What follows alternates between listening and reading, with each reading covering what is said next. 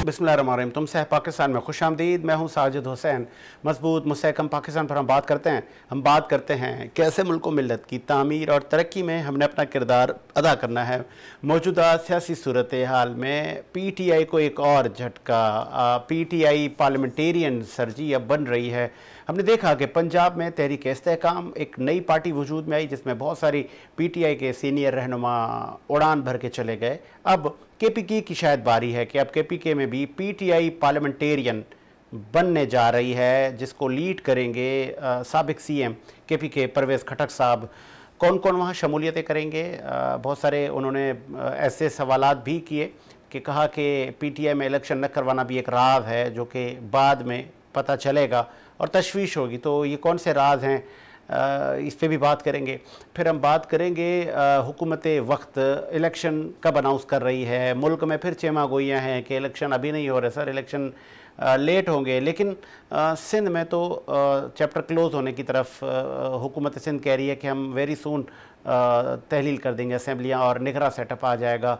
तो तमाम ऊपर बात करेंगे कि मेयर कराची का भी आज KMC में पहला इजलास था और हमने देखा कि वहाँ एहतजाजन नारे लगे और मेयर कराची मुर्तज़ा वहाब सिद्दीकी को कब्ज़ा मेयर करार दिया गया। तो कुछ हो ना सका और ये बदमज़गी की नज़री हो गया। पहला इजलास ज्वाइन किया है सर जी हमें टेलीफोन लाइन पर। आपका ताल्लुक PMLN से है और PMLN के आप सीनियर रहनुमा हैं सैयद इखलाक हाशमी साहब। हाशमी साहब खुश आमदीद कहेंगे शो में।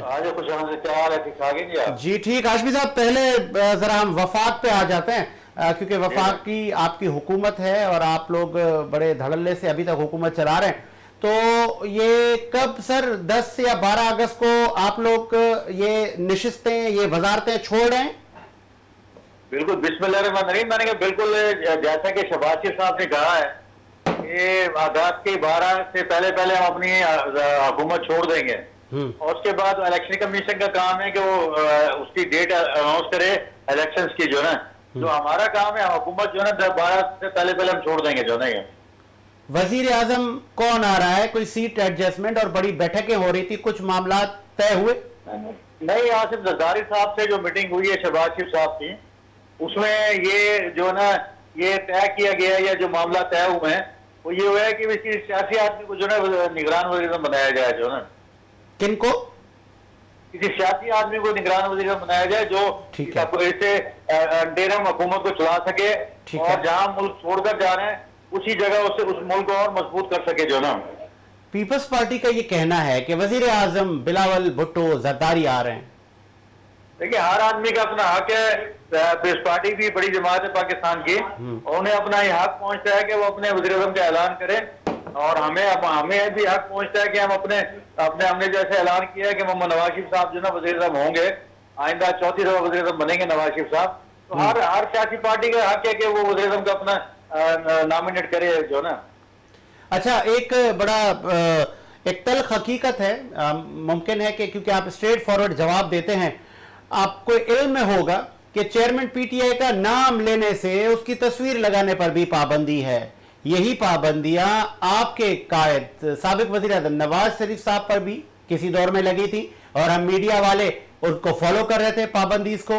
तब जब आप आवाज उठाते थे तो उस वक्त के PTI चेयरमैन हम पर नाराज हुआ करते थे कि इनको क्या हो गया है, ये क्यों इनको ज्यादा लगी है नवाज शरीफ की। आज हम साबिक वज़ीर आज़म चेयरमैन PTI की बात कर रहे हैं कि क्या उन पर ये पाबंदियां ठीक हैं, और अगर अभी जो मौजूदा पाबंदियां हैं इलेक्शन में जब मैं और मेरे जैसे बहुत सारे और सहाफी हजरात जब उनसे इंटरव्यू लेंगे जो उनके कैंडिडेट्स होंगे, क्या उनको भी नहीं दिखाया जाएगा टेलीविजन पर?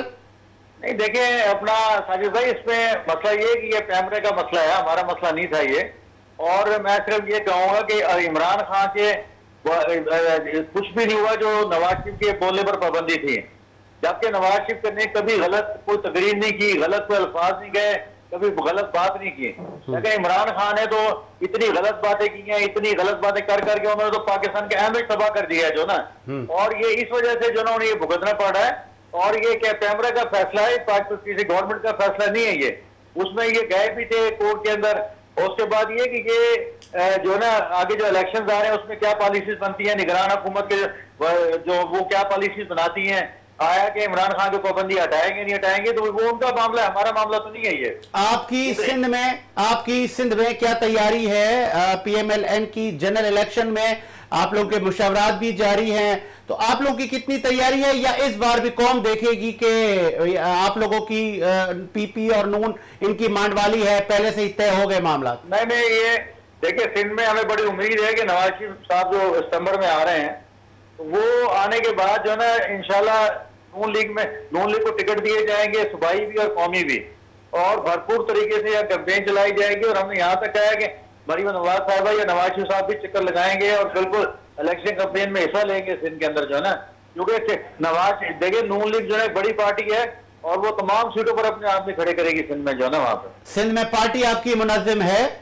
नहीं, देखिए, मुनज़्ज़म जब नवाज शरीफ साहब यहाँ उतरेंगे या मरियम नवाज जब उतरेंगे तो अपना मुनज़्ज़म हो जाएंगे। तमाम लोग उनकी पैरवी करते हैं, उनके पीछे हैं, और उन्हीं की वजह से तमाम मुनज़्ज़म भी होंगे, और जो ऑर्डर्स होगा क़यादत का, वो फैसले भी होंगे जो ना। अगर क़यादत का ये ऑर्डर हो जाता है कि पाकिस्तान पीपल्स पार्टी के हक में दस्तबरदार हो जाए? नहीं, देखिए, मेरी बातें ऐसा नहीं है वक्त से पहले, और ना ही ऐसा एक सियासी बड़ी पार्टी कर सकती है, क्योंकि मुस्लिम लीग नून एक बड़ी पार्टी है, और वो कभी भी ऐसा नहीं होगी कि इस पार्टी के हक में हम बैठ जाएं या हम इलेक्शन ना लड़ें। चंद सीटों पे एडजस्टमेंट हो सकती है, लेकिन ऐसा नहीं होता कि नून लीग बिल्कुल जो ना उन्हें कहेंगे आप बैठ जाएं, आपने इलेक्शन नहीं लड़ना, ऐसा नहीं होता बिल्कुल भी। अच्छा, लास्ट में मुझे ये बताइए, आज KMC का पहला इजलास था, और इजलास की फुटेजेस गालबन आपने देखी हो, आपके नुमाइंदे भी वहां होंगे, उन्होंने आपको हाल भी बताया हो? मैं जो ना, मैं क्योंकि आज हमारे मुनव्वर इजलास साहब जो है सिंध के सदर थे, उनका ये प्रोग्राम था, ताजियाती जो ना एक प्रोग्राम था, उसमें था। मैं सुबह से मैं नहीं देख सका बिल्कुल भी ना। अच्छा, आज मैं बता देता हूँ आपको, वहां पे एहतजाज हुआ और जमात इस्लामी के लोग बैनर्स लेकर आ गए कि ये कब्जा में आ रहे हैं और ये हमें मंजूर नहीं है। नहीं, उसमें देखिए बात ये कि वो देखिए इलेक्शन जीत के आया मुर्तजा वहाब ना। अब मगर ये उसमें जो ना जमात इस्लामी ये कब्जा का या कुछ भी कहा, लेकिन वो इलेक्शन जीत के आए हैं यहाँ पे ना। वो उसने कोई डाका तो नहीं मारा ना उस पर, या कब्जा नहीं किया, तो ये कहना गलत है कि जी कब्जा है फलाना। अब जो उनके जो टॉन नाज़िम देखें, बड़ी बड़ी तादाद में टॉन नाज़िम है जमात इस्लामी के। अब उन्हें ये चाहिए कि अपने टॉन नाज़िम को कहे, उनके साथ मिलकर इलाके में काम करे, और जहां जहां उन्हें इख्तियार नहीं मिलते उसके लिए आवाज उठाए।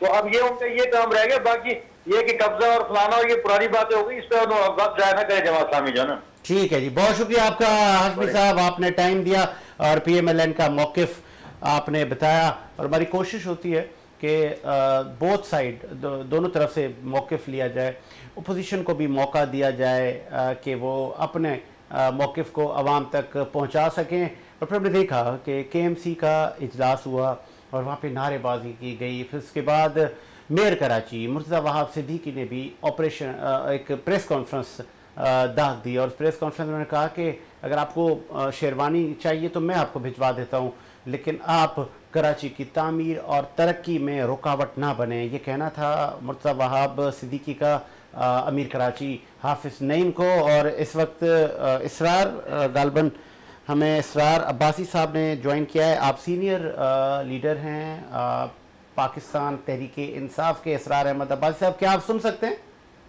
जी बिल्कुल साजिद, जी आपकी आवाज आ रही है। इसरार अब्बासी साहब, मैं स्टार्ट करूंगा चूंकि अब आपको याद होगा कि जब पैमरा ने पाबंदी लगाई थी साबिक वजीर आजम नवाज शरीफ साहब पर कि उनका नाम ना लें, उनकी तस्वीर ना दिखाएं, उन पर डिस्कस ना करें, तो हमारे जैसे बहुत सारे लोगों ने आपकी हुकूमती जब हम बात करते थे तो आप हमें बहुत कुछ अलकाबात से नवाजा करते थे, बहुत सारे जर्नलिस्ट को। आज हम आवाज उठा रहे हैं कि व्हाट इज कासिम अब्बू चेयरमैन PTI, नाम लेने पर पाबंदी है आज भी। तो क्या ये सही हो रहा है? क्या अब वो कहते हैं ना कि अब तो ये पाबंदी खुद चेयरमैन PTI फेस कर रहे हैं, लेकिन आज फिर मुतादिद चैनलों पर बैठे एंकर्स जर्नलिस्ट ये कह रहे हैं कि ये पाबंदी ठीक नहीं है। जब इलेक्शन होंगे, जनरल इलेक्शन में PTI के बहुत सारे कैंडिडेट इलेक्शन में हिस्सा लेंगे, तो क्या तब उनको भी नहीं दिखाया जाएगा, उनकी भी नुमाइंदगी पे पाबंदी होगी? जी, सबसे पहले तो दो चीजों को आपने मिक्सअप किया है। पहली चीज तो यह है कि अल्ताफ हुसैन का जो केस था, वो केस था मुल्क के साथ गद्दारी का और पाक अफवाज के खिलाफ नफरत अंगेजी करने का, उन पर हमला करने का और उनकी चीजों का, और उनकी पाबंदी लगाई गई थी कोर्ट की तरफ से। इमरान खान साहब के ऊपर कोई भी पाबंदी कोर्ट की तरफ से नहीं लगाई गई। ठीक है, ये जो अनडिक्लेयर्ड पाबंदी थी, इसके लिए पैमरा ने खुद कहा कि हमने इस किस्म की कोई पाबंदी नहीं लगाई, और किन कुव्वतों ने इमरान खान के नाम लेने पर पाबंदी लगाई वो आप भी जानते हैं, हम भी जानते हैं। किसी भी पॉलिटिकल पार्टी के नुक्ता नजर से इख्तलाफ करना आपका बुनियादी हक है, और हो सकता है पीटीआई की बहुत सी चीजों के साथ दूसरी जमातों का या इदारों का इख्तलाफ हो, वो अपनी जगह, लेकिन अदम बर्दाश्त का रवैया, हमने कभी भी ये नहीं कहा कि मुल्क दुश्मनी, कभी भी इमरान खान की किसी स्पीच में एंटी पाकिस्तान। मैं आपको 2 मिसालें देता हूँ। आसिफ जरदारी साहब ने जो किया, हुसैन लख्तानी के थ्रू अमेरिका को खत लिखा और उसमें कहा गया कि जी आप हमारी मदद करें और ये करें, जब उन पीपल्स पार्टी पे खड़ा वक्त था। इसी तरह नवाज शरीफ साहब ने जब बंबई हमला हुआ तो उसकी FIR गुजरांवाला में कटवा दी। इमरान खान के ऊपर जितना भी कुछ हुआ उसने ना अमरीकियों को पुकारा ना भारतीयों को पुकारा, बल्कि वो एक ही बात कर रहा है कि मुझे इस मुल्क की अदालतों और पाकिस्तान की अवाम पर एतमाद है, और अगर आप ये समझते हैं कि इमरान खान का बयानिया कमजोर है तो आप इलेक्शन में से शिकस्त देके बिठा दीजिए। बहुत खूबसूरत आपने बहुत खूबसूरत बात की आपने। इसरार अब्बासी साहब के साबिक वजीर आजम नवाज शरीफ साहब तो सजा याफ्ता थे, अदालतों की तरफ से वो पाबंदियों का शिकार थे, एक मफरूर थे, तो उन पर पाबंदियां समझ में आ रही थी। चेयरमैन पीटीआई पर पाबंदियां समझ से बालातर है, तो अब क्या लाएबल होगा आप लोगों का जनरल इलेक्शन के बाद? हम तो बिल्कुल देखें, तकरीबन डबल सेंचुरी होने वाली है खान साहब के खिलाफ मुकदमात की, और ना खान साहब मुल्क से फरार हुए हैं, ना कुछ उन्होंने कोई किसी किस्म की प्ली बार्गेन करने की कोशिश की है। वो मुकदमात का जो है फेस कर रहे हैं। और दो कि जो हमारे मुखालफीन जमाते हैं उनके जो सरकर्दा रहनुमा हैं वो भी इस चीज को तस्लीम करते हैं कि ये जो मुकदमात हैं ये बेबुनियाद हैं, ये सियासी इंतकाम का शाखसाना है। और मैं हमेशा आपके तवज्जुह से एक बात करता हूं कि सियासतदानों को अपनी गलतियों से सीखना चाहिए, वो कोई ऐसा अमल ना करें जो कल को उनके ऊपर भी पलट के आए। तो आज जो बरसर इक़्तिदार पीडीएम की जमातें हैं उनको ये सारी चीजें कल को फेस करनी पड़ी, तो वो कैसे फेस करेंगे ये उनके लिए सोचने का मकाम है। तहरीक-ए-इस्तेहकाम एक पार्टी ने जन्म लिया पंजाब से, और पीटीआई की बहुत बड़ी बड़ी विकटें कहें, लोग कहें, आपके पिलर शख्सियात कहें कि जो एनी टाइम आपकी हुकूमत पे आपको डिफेंड करते थे, आपके लिए जान के नजराने देने के वादे दावे करते थे, वो चले गए तहरीक-ए-इस्तेहकाम में, पाकिस्तान पार्टी में चले गए। अब फिर केपीके में भी पीटीआई पार्लियामेंटेरियन ने जन्म ले लिया परवेज खटक की क़यादत में। साबिक सीएम केपीके और आप लोगों के बड़े वफादार साथी हुआ करते थे, क्या कहेंगे सर? देखिए, एक बात तो मैं आपको बहुत क्लियर कर दूं, PTI is Imran Khan and Imran Khan is PTI. कोई भी जो है वो लीडर नहीं है पीटीआई के अंदर। पीटीआई के अंदर तो परवेज खटक ने कहा इलेक्शन भी आप लोग नहीं करवाया करते थे, और ये लम्हा फिक्रिया है, इस रात से भी मैं पर्दा उठाऊंगा कभी। सर मेरी गुजारिश तो सुन ली ना, परवेज खटक की जो पार्टी के अंदर पैदाइश थी वो सन 2012 के बाद थी। और अगर मैं आपको आपकी तारीख को तस्लीह करूं, और बहुत से नाजरीन जो शायद इस बात को नहीं जानते थे कि जब परवेज खटक की शमूलियत तहरीक इंसाफ में हो रही थी तो एन उस वक्त हमारे केपीके के पुराने साथी जो 96 से पार्टी के साथ थे उन्होंने एक मुजाहिरा किया था और परवेज खटक की शमूलियत की मुखालफत की थी। मैं सिर्फ इतनी गुजारिश कर दूं कि इमरान खान के सामने सियासी कट काट बनाने की ख्वाहिश तो सबकी हो सकती है, लेकिन जब वो अवाम में जाएंगे तो उनको अपने कट काट का भी पता चल जाएगा और उनकी हैसियत का भी। आज जिस तरह उन्होंने एक डमी जमात बनाने की कोशिश की और जिन अशखास के बारे में उन्होंने कहा कि वो उनके साथ हैं, फौरी तौर से उन लोगों की तरफ से डिनाइल आ गया, बजाय इसके कि कोई और किसी और जरिए से डिनाइल आता। जिन लोगों को उन्होंने अपनी पार्टी के अंदर कहा कि ये मेरे साथ हैं, उनमें से तकरीबन मेजॉरिटी लोगों का डिनाइल आ गया कि हम इमरान खान के साथ खड़े और हमारा। और मैं आपको फिर बता रहा हूं कि परवेज खटक साहब पीटीआई के एक वर्कर से अगर अपने नौशहरा में सीट जीत गए ना तो मैं परवेज खटक को लीडर मान लूंगा। परवेज खटक की कोई हैसियत नहीं थी, पीटीआई में आए, उनका कट काट बना, अब पीटीआई से जाएंगे। मैं आपको एक और मिसाल देता हूं पाकिस्तान की सियासी तारीख की कि जुल्फिकार अली भुट्टो जब उन्होंने खंभों को खड़ा किया और वो लीडर बन गए तो उसके बाद बहुत से लोगों ने, जब भुट्टो साहब की असैसिनेशन हुई उसके बाद बेनजीर साहब के सामने उन्होंने कहा कि हम तो बहुत बड़े लीडर्स हैं।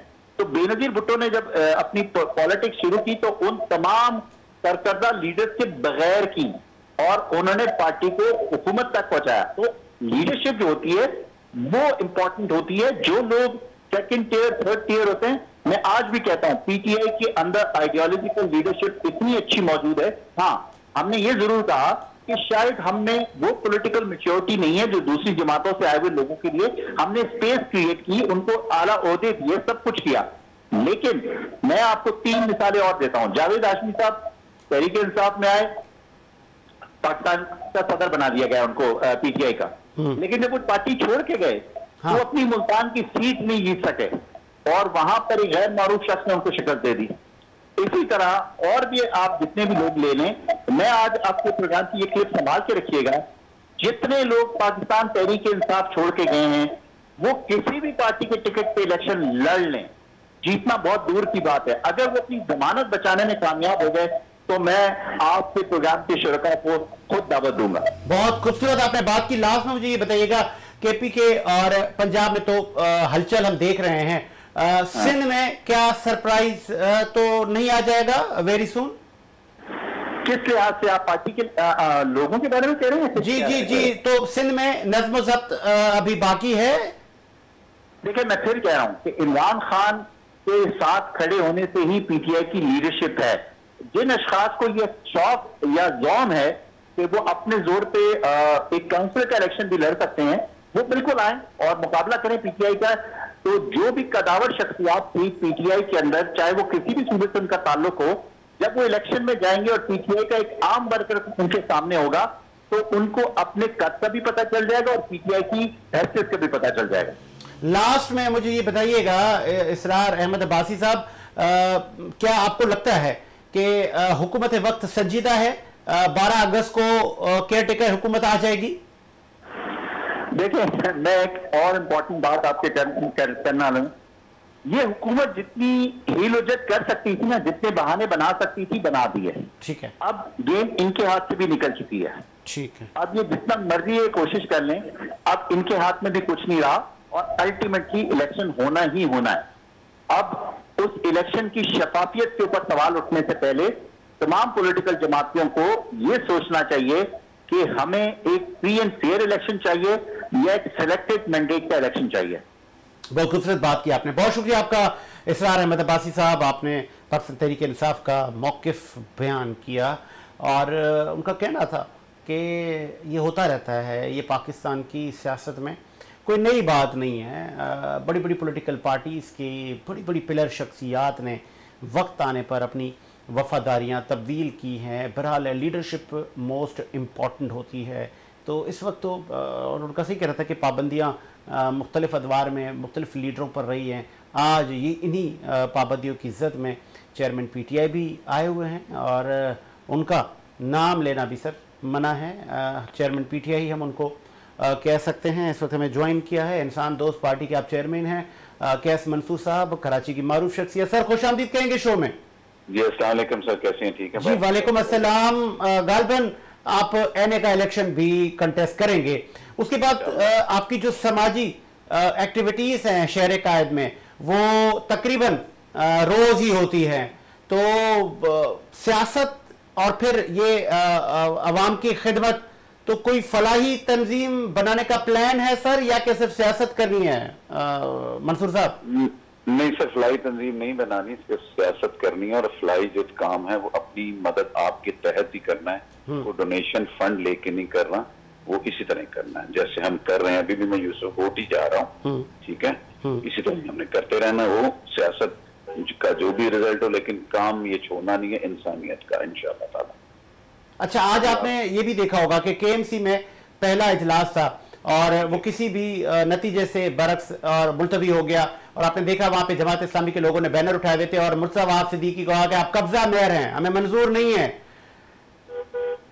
ऑब्वियसली देखें, वो भी नहीं चाहेंगे ना कि मुर्तज़ा वहाब बेसिकली काम तो अच्छा उन्होंने किया, एक as compare in people's party के अंदर वो एक पॉपुलर भी हैं और काम भी उन्होंने करके दिखाया। अगर हम उनको कंपेयर करें वसीम अख्तर से जो 5 साल रहे और इन्होंने एक शॉर्ट टाइम में किया, तो उसके लिए लोग तो उसके अगेंस्ट वो होंगे ना जो इनके राइवल्स हैं पॉलिटिकल पार्टीज वाले। वो तो यही चाहेंगे कि ये अगर रहेगा तो ये काम करेगा तो इन पे वोट बैंक बढ़ेगा। मुर्तजा वहाब जिस वे में भी आया वो एक लीगल वे में ही आया ना, गवर्नमेंट ने बिल पास किया उसके तहत वो आया, जिस तरीके से भी आया, ठीक है ना, वो गवर्नमेंट के पास अथॉरिटी है, उस अथॉरिटी के तहत आया। अगर आ गया तो उसको काम करने दें, अभी उसको काम करने नहीं देंगे जनरल इलेक्शंस तक, क्योंकि ये अगर काम कर जाएगा तो थोड़ा सा पीपल्स पार्टी का वोट बैंक और बढ़ जाएगा, जो ये चाहते नहीं है। और आगे आपको पता नेशनल असेंबली के, प्रोविंशियल असेंबली के जो इलेक्शन होने हैं, और कराची की सीटें बड़ी काउंट करती हैं, एमक्यूएम को भी जरूरत है। अगर एमक्यूएम नहीं हासिल करेगी तो एमक्यूएम बिल्कुल जीरो पे हो जाएगी। जमात की तो चले पाकिस्तान में इधर उधर भी से भी आई जाती हैं 2-4 सीटें, लेकिन अगर वो नहीं करेंगे तो इधर से जो है एमक्यूएम जीरो पे आ जाएगी, जमात कुछ ना कुछ हासिल कर लेगी। अब उनको ये एक्सपेक्टेशन है कि इसी तरीके से अगर हमने इनका काम थोड़ा कम करवा लिया तो हम शायद और ग्रोथ में आ जाएंगे और अपनी सीटें बढ़ा सकते हैं इस बल्दियाती रिजल्ट को देखते हुए। कैस मंसूर साहब, ये भी बताइएगा, आपने देखा कि शहर कायद में हमेशा मैंडेट मिलता रहा है एमक्यूएम पाकिस्तान को, फिर इसी अवाम ने मैंडेट दिया पीटीआई को। इस बार आपको क्या लग रहा है कि कराची की ये वफाकी नशिस्तें, सूबाई नशिस्तें किसके पलड़े में जाती हुई आपको नजर आ रही हैं? देखें, पहले तो ये आपको बताऊं, पीटीआई को अवाम ने नहीं दिया था, बाद में वाकई पीटीआई के पास अवाम आ गई, लेकिन 2018 के इलेक्शन में अवाम ने उनको वोट नहीं दिए थे। इनके सारे एमएनए 9 बजे सो गए थे, और वाहिद कराची के ये लोग होंगे जिन्हें 9 बजे नींद आ गई थी, और इनके बच्चों ने इन्हें उठा के एमएनए बनवाया था। तो ये ना आपके, बाकी एमक्यूएम का एक मैंडेट था, और एमक्यूएम का वोट बैंक कम करना आसान काम नहीं था। अभी जो चीज चल रही है, जो बल्दियात में हम रिजल्ट देख रहे हैं, और जो एमक्यूएम के ऊपर खौफ है हार का, तो मैं समझता हूँ जिसके ऊपर भी खौफ हो, वो शख्स हो या पार्टी हो, खौफ आधा मैच हरवा देता है, और बाकी मैच आप उस खौफ के साथ लड़ते हो तो आपकी जीत नहीं होती। तो एमक्यूएम के बल्दियात में ना खड़े होने का खौफ उनको यहाँ से सीटें पहले से भी कम करवाएगा, अगर कोई सिलेक्शन ना हो तो, ठीक है। और अगर अदरवाइज पीपल्स पार्टी गेन करेगी, और डेफिनेटली जमात भी गेन करेगी। पीएमएलएन ने बिल्कुल इंटरेस्ट लिया नहीं इधर, पीटीआई ने बिल्कुल पीएम, और पीटीआई का कैंडिडेट इस दफा आना बहुत मुश्किल हो जाएगा कि कोई कैंडिडेट आए और फ्रीली जाके वो कैंपेन करे, क्योंकि उनका 9 मई का बहुत गंदा वाकया है जिसको हर पाकिस्तानी डिसलाइक कर रहा है। उस बेस के ऊपर उनका कोई नजर नहीं आ रहा। जमात अगर मेहनत करे, कैंडिडेट की सिलेक्शन अच्छी करे, हार्ड वर्क वो कैंडिडेट करे जो अपने हल्के में काम करें, तो जमात भी गेन कर सकती है। इस वक्त जो गेनर मैं देख रहा हूं that is Jamaat and PPP. एक बड़ा पॉलिटिकल आपसे सवाल कैस मंसूर साहब, आपने 9 मई का जिक्र किया, तो मैंने कहा कि चूंकि आपकी बड़ी सियासी बसीरत है तो आपसे क्यों ना ये सवाल कर लिया जाए। तो 9 मई के बाद बहुत सारे मुताबिक लोग गिरफ्तार हुए, खवातीन गिरफ्तार हुई, चेयरमैन पीटीआई पर डबल सेंचुरी होने वाली है मुकदमात की, तो वो अरेस्ट क्यों नहीं हो रहे, उनको सजा क्यों नहीं हो रही चेयरमैन पीटीआई को? और क्या आपको लगता है ये हुकूमत दे के जाएगी, या कि निगरां हुकूमत देगी, या कि वो नहीं सजाओं से बाला तरें? देखें, जो आपके सामने है वो अगर जाते भी थे कोर्ट में, इमरान खान कितना प्रोटोकॉल था, ऊपर बाल्टी भी रखते थे, पूरा एक खौफ दिखाते थे कि उनको अपनी जान का कितना खौफ है। तो आप ये बताएं कि अगर उनको गिरफ्तार कर लिया गया तो उनके ऊपर खौफ कैसा रहेगा? आज वो रोज खौफजदा होते हैं कि आज मैंने गिरफ्तार होना है आज।